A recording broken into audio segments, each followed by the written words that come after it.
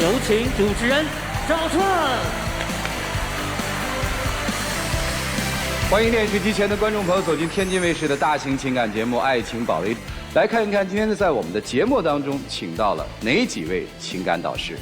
他们是著名作家陆琪陆老师，欢迎；情感导师严品宏老师，欢迎；情感导师周群老师，欢迎；情感导师曲薇老师，欢迎。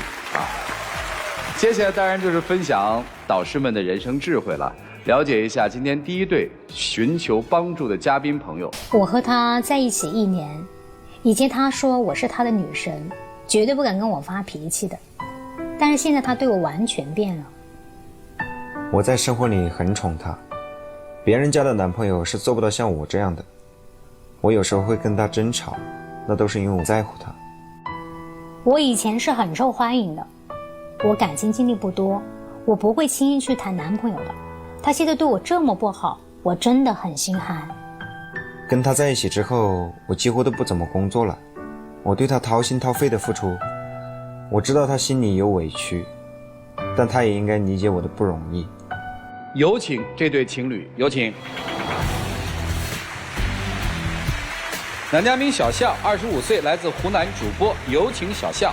女嘉宾小华，27岁，来自湖南新媒体公司合伙人，有请小华。欢迎两位哈，听说是参加他的培训课，然后喜欢上他的是吧？是的，我之前是做健身教练的嘛，我的一些学员们，他们都说我长得特别帅，然后就觉得，他们就觉得我特别适合做主播嘛，我就想着去找一家培训公司，正好那边上课的时候是我女朋友讲课嘛，然后我一眼看上去就觉得，这是我心动的女孩，然后后面我下课了之后就要了她联系方式。谈了多久了？到现在？到现在谈了1年了。今天谁要来啊？他一开始追求我的时候吧，对我都挺好的，确实就是帮我当女神一样宠着。他现在大事小事他都要跟我吵架。您举点例子行吗？就是因为我是做自媒体的嘛，然后要做直播，我是做的娱乐性路线，所以呢我就会去给他们唱歌呀，会给他们去跳舞。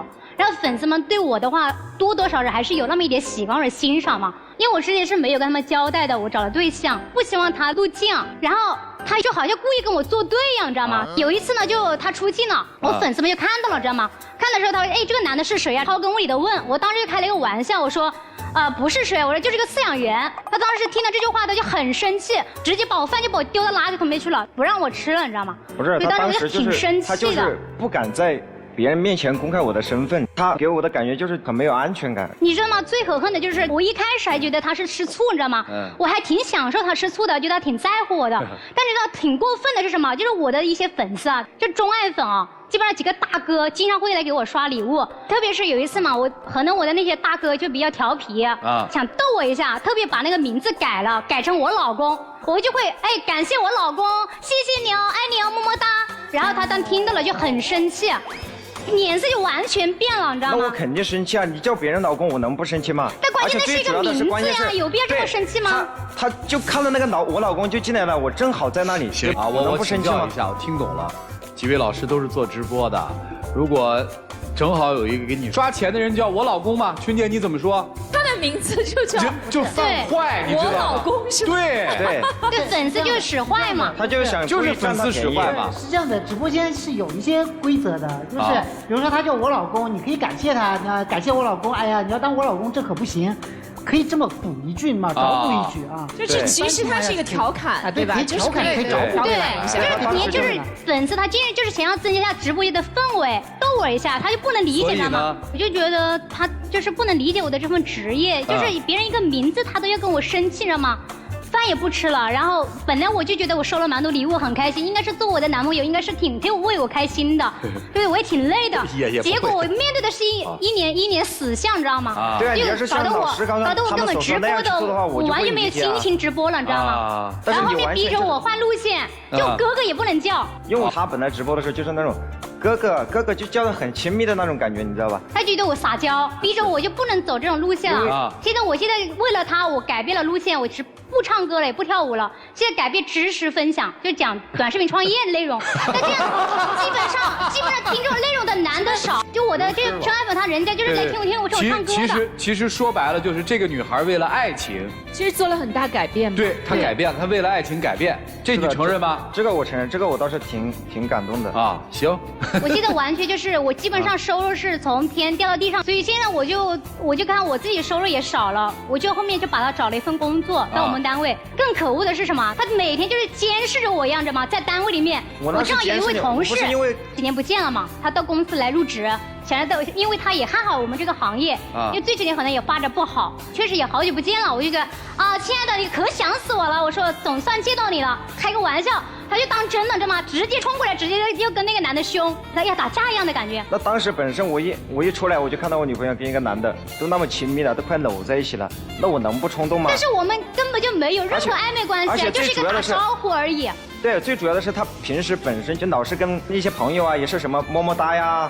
就亲爱的啊，宝宝啊，就这样叫，然后。哎，你好歹要分清楚场合吧。哎，你当时要是分清楚到底什么事情，然后再来吵架。然后他搞得我们现在公司上下的人都知道了。我们公司本来就不允许这种办公室恋情，我自己又是公司的合伙人，我要做表率。我们老板特地为了这个事情还把我骂了一通，要我还是把他劝走。咱往下讲，还有什么冲突啊？还有就是因为他有带我去见过他父母嘛，然后他父母对我挺满意的，就是想要我早点就是生小孩，然后呢，他就一直呢就催着我想把婚事定下来，然后我是觉得现在我们还认识1年嘛。太早了，我爸爸妈妈对我本来就要求比较高，希望我找一个至少经济条件比较稳定的，至少有个1号嘛，对吧？有安全感嘛。他现在就是现在目前也没房也没车，工作单位也不稳定。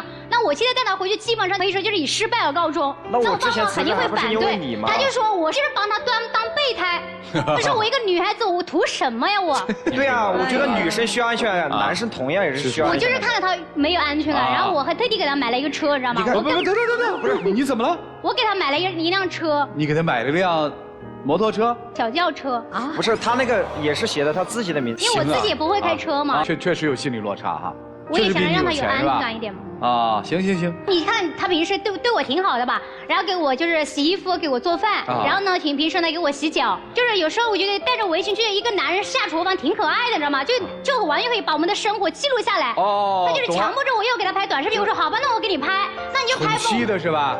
对，宠妻黄魔。对，我就想要把他打造一个这样的人设。那我呢确实也按他的给他拍了，对吧？我要给他拍，要给他剪辑，给他写文案，点赞率也挺高的，评论率也挺高的。关键是我朋友看到我的作品之后，他们都觉得感觉我像个那种吃软饭的，我就特别受不了。别人说有那么重要吗？但是我就是受不了。他就是挺虚伪的，你知道吗？他挺爱面子的，就别人评论一句什么，他就要点面子，不是很正常吗？我觉得这个。但是你要知道，我们是网络，那什么叫网络？就是网络就是演戏。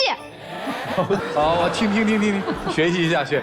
人生如戏不就是演戏吗？对吧？全靠演技嘛。所以人设。然后后面他就挺在意别人的说法评价，他觉得没面子没尊严，他就一气之下把我们所有的作品全部删了，他真的把我气死了，你知道吗？我太心寒了，我花了那么多时间精力想把它打造出来，结果他把它全部删掉了。那个对你来说就是有可能变成钱的玩意儿，对吧？对。相当于他把你的那个看到一半的金矿给封了，给炸了。就相当于我也是跟他的美好回忆嘛，就觉得挺珍贵的。所想要的，你知道吗？主任。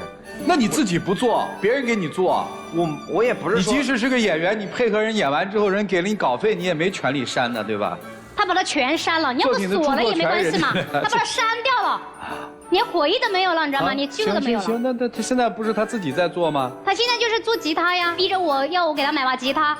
然后我当时我不愿意，我说你一个做男主播很难火的，所以你就别想了，别想火了啊！就是走娱乐路线没问题，走知识为什么要你买？当时让我做他的助理，因为做他的助理其实每天也挺忙的，比如说他的平时家里要打扫卫生啊、做饭啊，包括这个洗衣服啊、洗脚啊。对啊，洗脚。哎，你有收入吗？我的收入就是他给我发工资啊。多少钱呀？其实我也没有具体问他要多少钱，他每个月就是说能够给我吃，然后我有需要的时候他能够帮助我就行了。直接回答我有钱吗？没有。这么一回答就明白了嘛。所以嘛，他要买吉他，他后面偷偷摸摸的，然后背着我在我的支付宝上转钱，偷偷的把直播的设备买了，然后把吉他买了，然后成天到晚就是啥都不管了。之前他还帮我做饭，之前还帮我踢东西，给做家务什么都。他现在什么都不管了，成天到晚就是弹吉他。他关键是弹吉他就算了，他天天对着我唱。我爱的人你不爱我，就是有种想要就是跟我唱反调的感觉，你知道吗？需要吗？大家都比较喜欢听那种伤感的歌。然后后面我当时我真的实在是我受不了了，因为我直播要安静的环境，本来房间不大，他在这边弹吉他，我在这直播根本就播下去，我说干脆都别搞了，我要把家里的电槽给关掉了。后面他一气之下，他就把门一摔，他就走了，然后到外面去卖唱去了，3天没回来。我也想我是一个男人，我也不想就是一辈子就这样，我也想有点自己的事业啊，对不对？我就觉得他应该要多理解我一下。反正我后面我就跟他提分手吧，然后他跟我提分手会呢。我那个就只是气他的，我也没跟他具体要多少钱，我也没有想着真的。我问问啊，你能不能让他自己出去工作上班啊？就是我是想着他上班，现在目前当下最重要的也是，趋势的一个行业也是短视频嘛。我是想着他可以在这个上面也可以，如果说他要真正的上进的话，你天天弹吧也可以，但是他不是一下就是刷抖音，一下就是看小视频，要么就看游戏，他关键是不聚焦，你知道吗？那你说怎么能够做好嘛？做好一件事情嘛？你现在到底把他当成男朋友，还是当成员工，还是当成合伙人？你到底把他当成什么了，姑娘？就是工作中是一个合作伙伴吧，在生活中又是我的好伴侣吧。就显然你现在在直播行业，你比他牛，对吧？你比他能挣钱，对吧？说白了，你就是要一个生活助理嘛，是不是？但他现在生活助理也不做了。对啊，那我问小伙子嘛，你觉得你跟他的关系是什么关系啊？我肯定是一直都把他当女朋友的嘛。除了女朋友之外，就是亲人啊。你自己不挣钱，对吧？我自己不挣钱，因为我之前是因为我。可能也是过于依赖他产生的，就是现在能不能分手啊？现在不能分手。为啥？我很喜欢他。你喜欢他什么？都说喜欢一个人始于颜值嘛，可能也是因为颜值，然后接触了发现他这个人其实还是蛮体贴的。我们说喜欢一个人应该支持一个人去做他自己喜欢的事情。哎，你现在觉得你喜欢做什么？就在这个行业里面，就唱唱歌啊，然后。讲讲课吧，就觉得挺有成就感的。也就是说，像从前那样播，再加上现在播，把2个混在一起，让你觉得是有成就感的，那不是又会出现大哥吗？你接受吗？我觉得我可以慢慢接受吧，就是2个人互相理解嘛。就是他可能语言上有一些改变啊，然后我自己呢，我也他要就改不了呢。他后面也是因为我是改成了那个就是短视频创业嘛，所以我觉得这方面他还是能够改得了的。那如果说他真的是一直都改不了的话，那肯定一个人就是你喜欢另外一个人，他都不愿意去为他做出一点改变的话，我觉得，虽然说这也不是。我看这姑娘一直在为你改啊，你是一直没改，但是你一直在变，你发现了吗？可能我是，确实平时也是比较由着自己的性子。其实我这么听下来就是，想分手分不掉嘛，男生现在就粘上你了，对不对？是他黏你还是你黏他呀？就是我黏都比较黏吧。现在是不是等于其实在生活上和在工作上，在精神上，这个男生都没有办法给你支撑？对。OK。就让我看不到希望。现在离开你的女朋友，你是不是基本什么都没有？可以这么说吧，但是我现在。然后如果其实你做了这行，你会发现，如果离开了他，可能你再做这一行会很难，对吗？因为毕竟他了解，对，所以说如果仅从利益来说的话，你获利会更多，对吧？对，可能心里还有，对吧？但是发现不合适，到底是继续在一起，还是怎么样？各位老师，你们看看，一起进入丘比特问卷。问一下女生，如果这个男生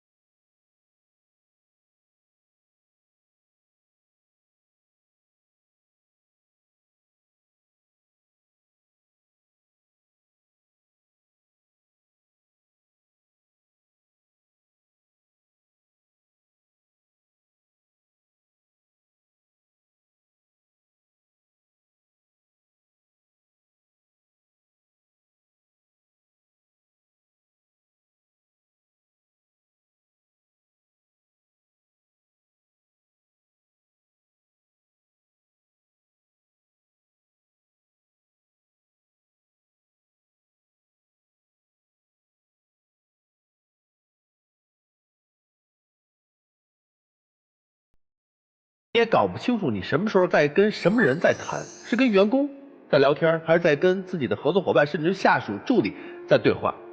一个是雇佣关系，一个是情侣关系。如果把这俩关系分开，你就会发现这里面问题出在哪儿。首先情侣关系，男生怎么可能说出我会慢慢的适应你的那些暧昧的举动？听到这句话，我觉得你们的感情已经不复存在，因为你妥协的是原则。如果你们俩不在一起工作，你就是她男朋友，你能允许他这么跟异性这种行为吗？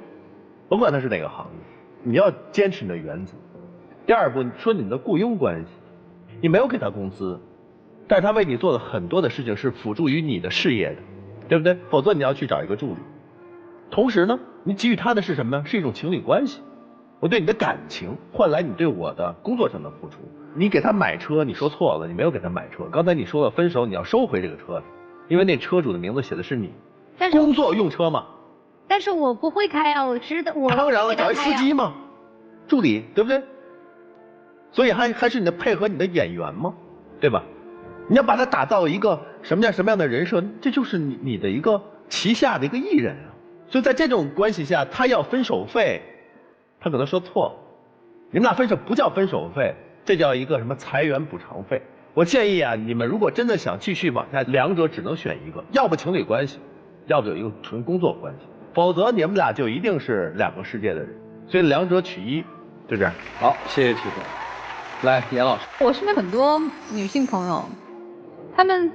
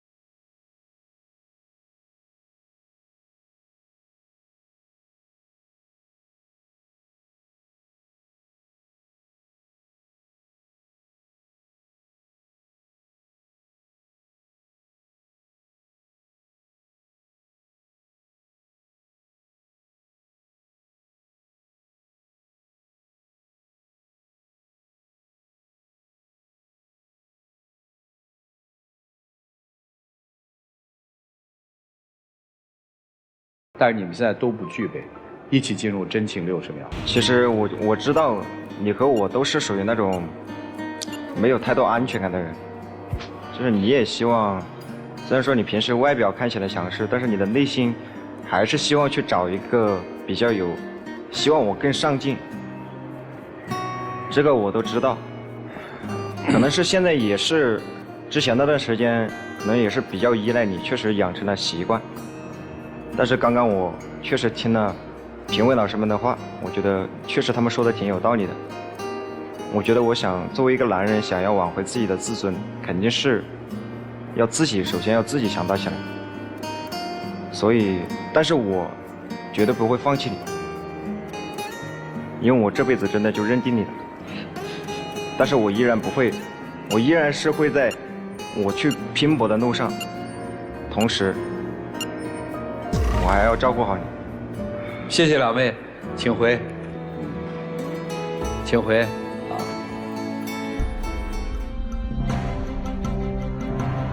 来，请关门。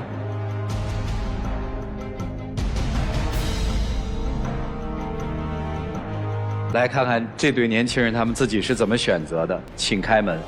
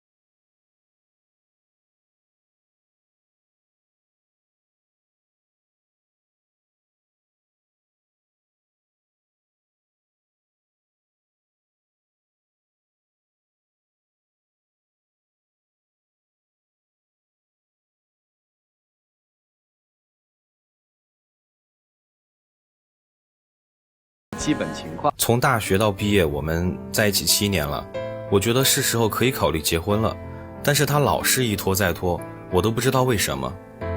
他非得让我跟他结婚，那也得让我心甘情愿呢。但是他答应我的很多事情都没有做到，我不知道该怎么信任他了。我觉得他就是莫名其妙的恐婚，为了不和我结婚找各种理由。我们都老夫老妻这么多年了，还在这儿等着，我不知道在等什么。我觉得我和他2个人都没有做好结婚的准备，而且他近几年的变化让我觉得我们的感情都出现了很多问题，我还怎么跟他谈结婚呢？有请这对嘉宾，有请。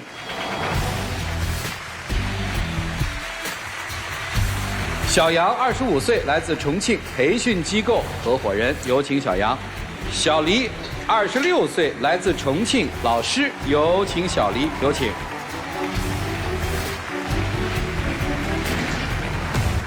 欢迎两位啊！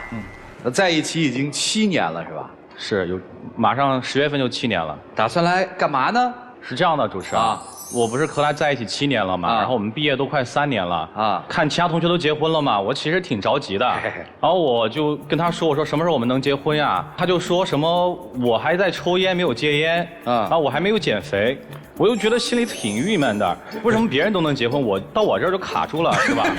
我第一次听这是不结婚的理由，哎，说因为你没减肥，说因为你抽烟。对，因为之前的话他是答应我这些的，我觉得在婚前这种小事情你都做不好，那婚后怎么办呢？而且我现在确实戴着牙套嘛，女生的话希望在结婚的时候能够好看一些，拍婚纱照嘛。这主持人你听嘛，戴牙套别人一般就戴1年多嘛，他戴3年多，而且我父母其实毕业的时候就催过我了，就说什么时候能结婚，给你买个房子，房子都买了，房子都买了，然后我们都已经住了啊。就他就不愿意结婚，我觉得确实我和他父母之间还是有些问题。你又不嫁他父母，嫁他呀，姑娘。但是有的时候他父母就会经常来我们家呀，我就觉得很奇怪。那父母来家里不是挺正常的吗？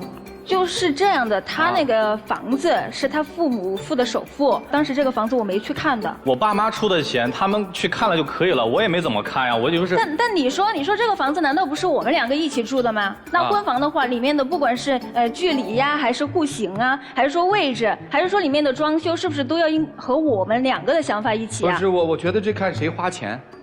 要是你们花钱，当然是你们的想法；要是我花钱，当然是我的想法。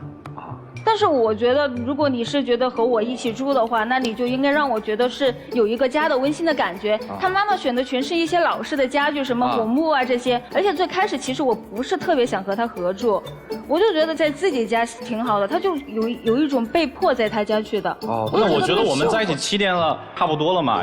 但是我觉得其实是这样的，他爸妈的话可能和我之间有一些沟通不当的问题就我有的时候很怕他们经常过来，所以这也是我。你指的他爸妈经常过来是什么意思？是这样的，这个房子钥匙嘛，就我和他1人1把，他爸妈1把，还有他姐姐1把，然后他爸妈就经常爱拿着钥匙过来，也不打招呼。就有一次我下班换个衣服，就突然有人开门，我以为是他回来了，然后转头衣服还没换好，他父母就看着，一点个人隐私都没有。你先别说，听我说，主持人，你不是觉得我爸妈和他爸妈不是都是一样的吗？我觉得他爸妈也是我爸妈呀。不一样。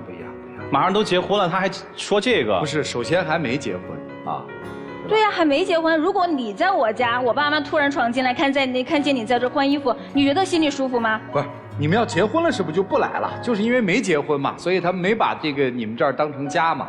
但其实我觉得他父母有的时候过来就是想监督我，就喜欢在他不在的时候私底下说我。他说他的儿子啊上班这么累，你就不能帮他分担一下家务嘛，然后就学做一些菜嘛。我就觉得很奇怪，难道这个社会就女生就该给男生做这些吗？不是，2个人不都该会做吗？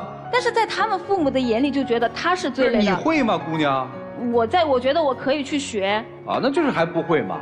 不是。那我就觉得我爸妈、我姐愿意过来帮你，教你做家务、做菜什么的，我觉得挺幸福的。有的别人爸妈还不愿意管这些，是吧？他说到他姐姐，我就觉得更来气了。他姐姐离我家就5分钟的距离，就在旁边。他姐姐每次就带着他的2个孩子直接进来，就大包小包提着菜往厨房奔去，然后就说什么今天我给你做这样做那样，觉得说你喜欢吃什么口味呀。然后其实过去了之后就是叫我看着，让我说这个怎么做那个怎么做。我就觉得其实就是来监督我的。这个也跟不结婚也没什么关系啊。因为我觉得我自己可能会想法要独立一些。我觉得我们2个婚后是因为我们2个过嘛，我就不管我是什么样的生活方式，但是我不希望他的家人来束缚我，然后要来监督我做这样做那样。那就你们俩合伙买一个房子自己住嘛，搬远点不就完了吗？他就是有这个想法，我跟你讲，不是挺好吗？我现在压力挺大的呀，我1个月8000块钱，然后还要还5000的房贷，剩下就2、3千块钱嘛。然后我负责生活嘛，然后他自己4000块钱的样子，他是做英语幼儿培训的然后他自己就要花2、3千，他还说买房子，哪有这个钱啊？而且他买房子的理由，我觉得一点都不充分他说他买个房子，等我们俩吵架之后有一个去处。你说是个男的，谁愿意买这个房子？我是说你们俩买一个房子，把那儿当成婚房嘛。这儿你租出去嘛？但是我们现在没有能力买那个房子呀。没能力买，那就租一个房子结婚不就完了吗？这问题不都解决了吗？那个房子嘛，其实我也不是说非要让他现在买，我说希望以后我们有能力了再去买，因为我觉得婚前他爸妈给他买了一个房子，写了他的名字，感觉自己就有属于自己一套房子嘛。我也希望能离我爸妈近一些，然后给我买一个小房子，然后就属于我的名字。之前他答应了的。你看我1个月8000工资都用完了。然后他那边还不愿意负担，我哪有能力买这个房子呀？我就还特别害怕听这个，就你听结婚吧，应该是听感情多好多好，或者感情多不好多不好。怎么现在听结婚变成了那个房产交易会了，你知道吧？行，咱把房子的这事儿放在一边，还有什么原因让你不结婚呢？因为我现在确实工资的话是他的1半，总觉得他就是喜欢贬低我，就说我工资不高啊，负担不起什么呀，要帮他分担压力，就叫我去他机构。你和我一起打拼不好吗？而且就是你日常开销多大呀？你到我这儿来，我不能看着你花钱吗？还有就是我们上班一起就上了，又不用车费是吧？不用另外掏钱了。我不想在你的管制下面去生活呀！那你在哪儿上班？你爸妈也要管我，然后你现在也要管我，你不觉得我很委屈吗？就为什么？他觉得好像在家里管着，然后上班也要管着，我是工资不高，但是是通过我自己的努力去赚的呀。这跟工资没关系啊。但是他每次就是私底下就说这样说那样的，我觉得心里就很不舒服。客观是咱比他挣的少，但是他挣的多不代表什么嘛，对不对？对啊，他又说我买东西买的都是无用的东西，因为我之前和他在一起7年，我觉得我们2个之间就很有沟通，他什么都尊重我，现在就感觉什么都不尊重人，连你最后的兴趣爱好都要剥夺。哦，我觉得我没什么错呀，我每天回家这么晚，10点回家，到家之后他也不做家务，你也听见了，他也不会做。你看他还在说什么？他总觉得是我的错，还说我什么不做家务怎么的，我就不上班了吗？但是我觉得2个人要在一起，你要往结婚方面走的话，肯定是共同都要付出努力啊。但是我觉得我付出很多了，但是他，就学做一个菜他都不愿意做。我明白这姑娘现在为什么不结婚了。我觉得反正他就是没有以前爱我了。以前在大学的时候嘛，我们虽然是2个学校，但是离得比较近。然后我们打视频电话的时候，他只要看着我有点咳嗽，就身体不对劲，就会翻墙出来给我买药这些的。现在我在旁边肚子痛的都不行了，然后他自己玩游戏、玩手机也不管我，我就觉得真的特别寒心。所以这样人家姑娘怎么会嫁给你嘛？你说我变了吧？其实我还是一直爱他，但是我确实也想拥有自己一点时间，我觉得也没什么错。爱的没那么浓烈了，是吧？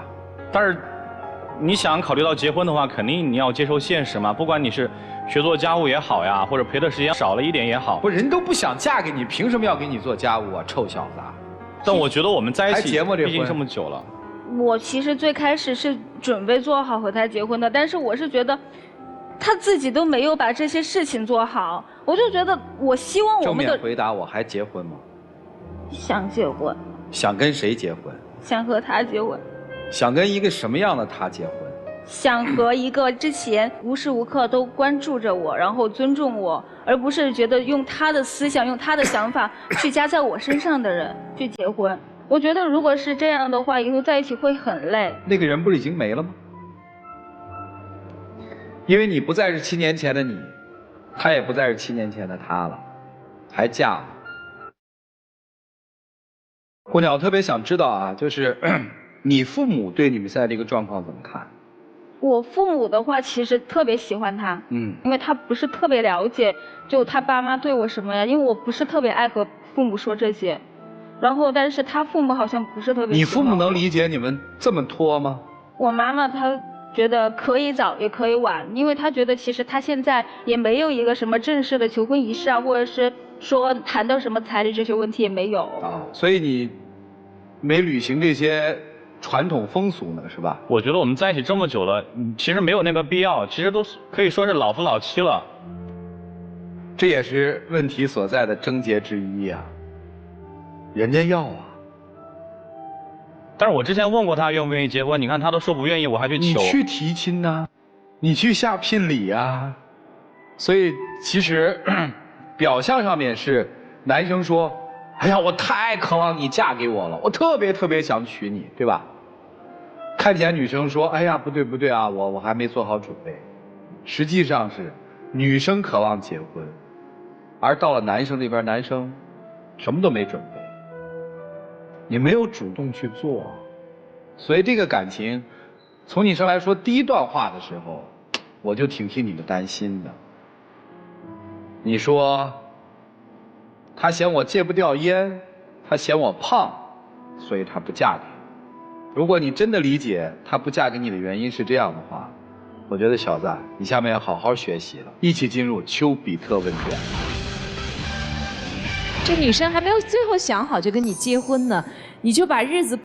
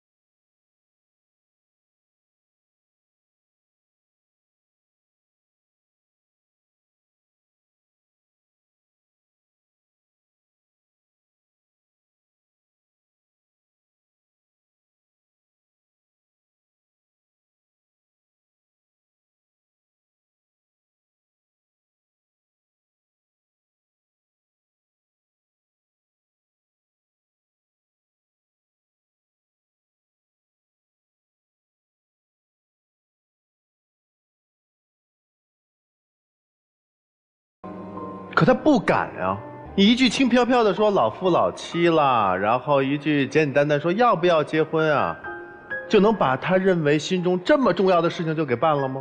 况且你现在还是跟以前差了好多啊，对不对？所以他不敢去结婚。那其实他对婚姻的需求，对婚姻的期望是比你高得多的。反而你是消极的，你觉得都7年了，我们就应该顺理成章的走入婚姻阶段了。但恰恰他害怕呀，他怕真像大家所说的婚姻就是爱情的坟墓啊。而你这么平平淡淡啊，无所谓的，然后并且还给他施加一些压力，对吧？让他学做饭，让他会这会那，让他你到我的公司来吧，等等等等，让人觉得婚姻没有任何的憧憬。所以你现在给他的是一个目标，是一个幸福的一个画面，让他有动力愿意走进去，对不对？所以说，如果你真是这么简简单单的想把这事儿给办了，我告诉你，他一定会跑，懂了吗？跟房子呀，跟工作啊无关，要的是他那颗心，就这样。严老师，其实2位做的都不够好，不是光男生有问题，女生也一样。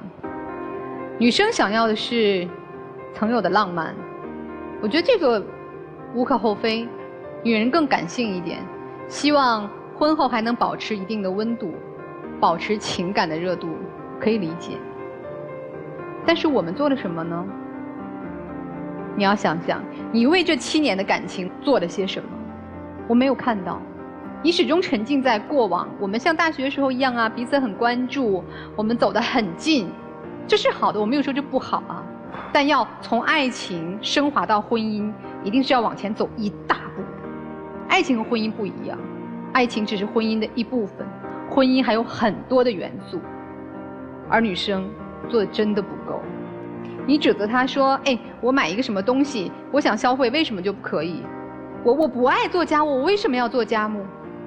那抱歉哦，她现在不爱浪漫了，你为什么那么不开心？其实2个人的婚姻是2个家庭的融合，而2个人的婚姻同样是2个人去为了自己和对方共同的感受要前进。没有人说一定要做家务，但是你爱的这个男人，他希望自己的妻子会些家务啊。我们为什么只想享受那些浪漫和温情，不能去做一些他喜欢的事儿呢？男生你就更不用说了，你既没有给他一个非常安全的感觉，说我嫁给这个男人，我可以享受一份稳定的生活，反而多了7姑子8大姨的介入，经济上也没有发现更宽裕，感情上反而少了一大块儿，所以你在极大的退步。7年的感情，如果你们不成长，反而在退化的话，那这段婚姻可真的不看好。所以我觉得你们婚姻的事真的要稍微放一放，去想一想，我要进这一大步，从爱情变成婚姻，我要做一个什么样的姿态，去努那一大步，找好那一大步的方向，再谈婚论嫁，否则婚后更是无休止的痛苦。所以好好想想你们这进的这一大步怎么去调整，再去谈婚姻吧，好不好？谢谢。谢谢严老师。来，付琪老师。婚姻为什么是爱情的坟墓呢？因为爱情所掩盖的那个东西叫对生活方式的理解。要进入婚姻的时候，突然之间2个人发现，我们2个人对生活方式的理解是不同的。你的生活方式不是你的，是你家庭给你的。大男子主义，觉得女人就应该干家务啊，应该住爸妈的给的房子，等等等等，都是你家里面给你的。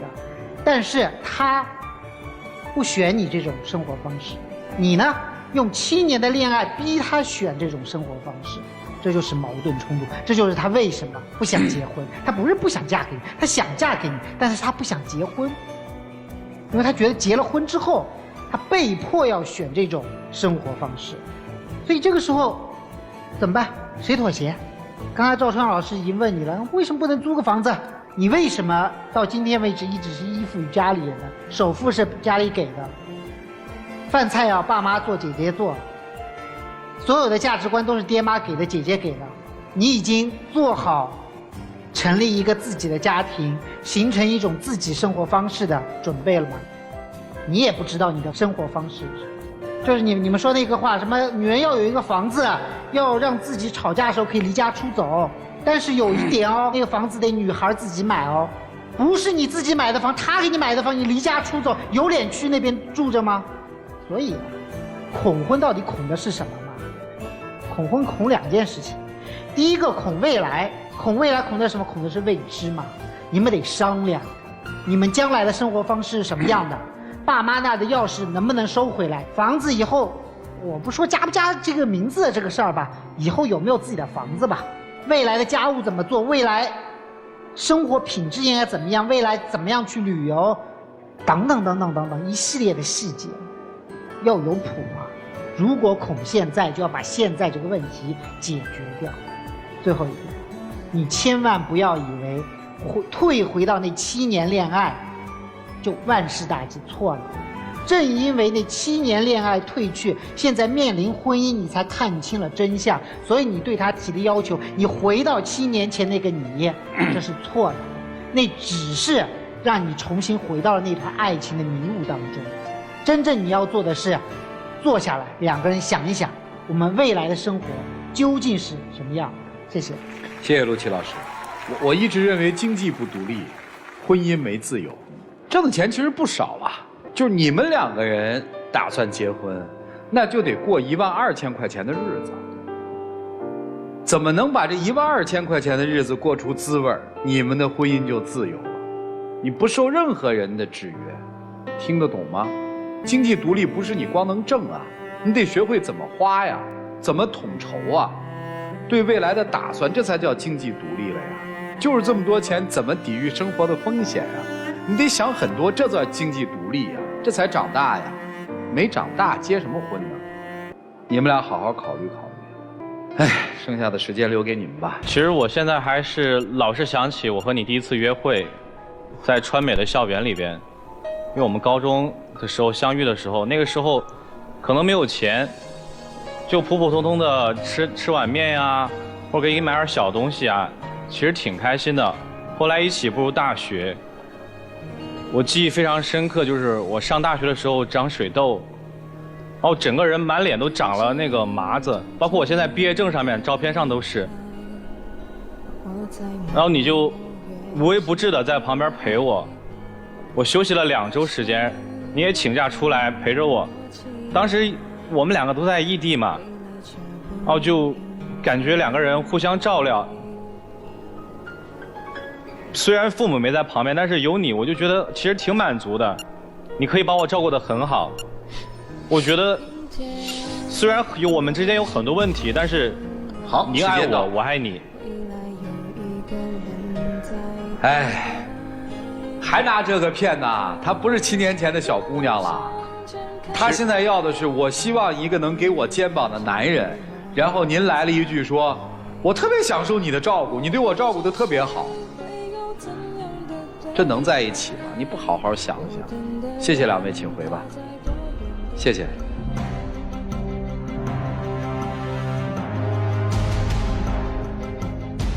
来，请关门。电视机前的观众朋友，如果你有什么情感困惑，想参与我们的节目，可以拨打我们唯一的官方报名热线0222360631，参加我们节目，我们不收取任何的费用。一旦向您收费的，都属于诈骗。接下来就看看人家自己的选择吧，请开门。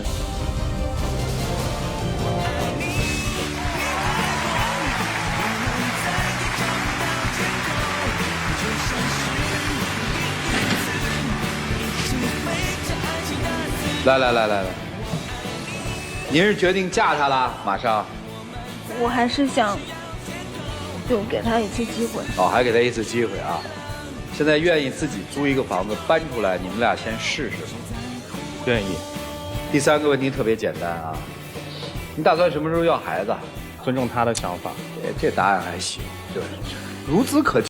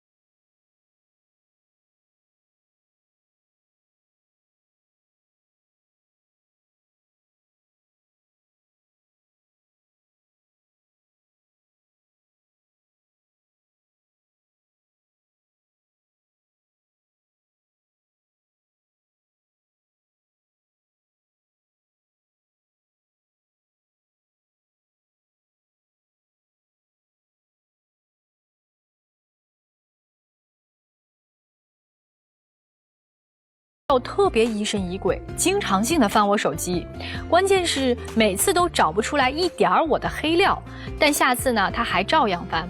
我本来是很信任他的，但现在总被他气的，我也想翻他的手机。可最恶心的是，他还不让我翻，说我一个男人偷看手机特别不爷们儿。他越不让我看他手机，我越担心他有什么见不得人的秘密。他这么做是不是心里有鬼？拜托，你们俩太无聊了吧！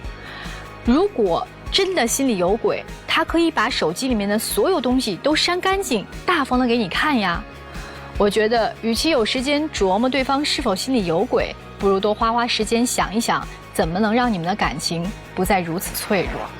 更要感谢电视机前观众朋友的陪伴和收看，我们下期节目再见，谢谢大家。